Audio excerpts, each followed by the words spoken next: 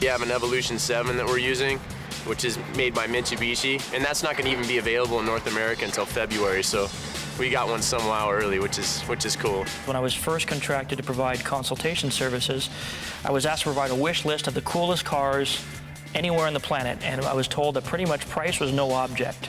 So if we could get them, what cars would we get?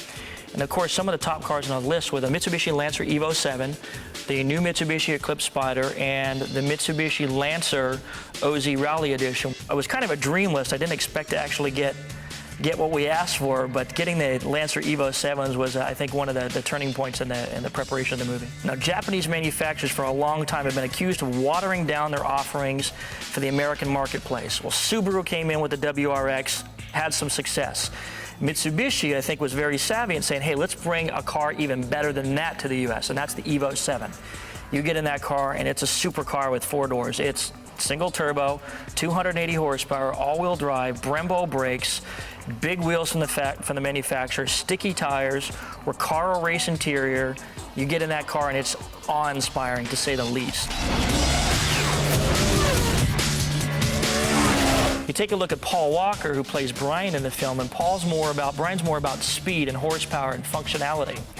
So his car, the Mitsubishi Evo 7, was deemed to be very appropriate for his character. It's high horsepower, it's fast, it's not going to be adorned with a lot of aftermarket accessories because it really comes from the factory exactly the way you want it. For the film, we've decided to really hop up the cars, and we're adding pretty much everything you can add to a car, just like you'd see on the street. We start off with body kits, and we find the world's greatest body kit manufacturers. We move on into tires and wheels. Of course, everybody changes tires and wheels. It's one of the first things they do. We move on to the interior of the car. We do everything from seats and racing seat belts to gauge packages to steering wheels, and then we get into audio video. Again, a big part of the Fast and Furious culture was the stylized accessories.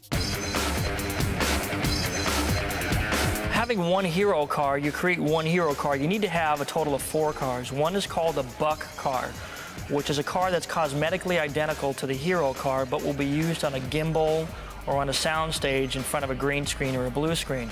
So cosmetically, much of the car needs to be identical to the hero car. Then you have 2 other backup vehicles. They're usually stunt vehicles. And the stunt vehicle needs to be used on first unit, which is where the actors work, or on second unit, where the stunt sequences take place. So those cars will get banged up during a day scene or a night scene and have to be fixed and made ready for the next day.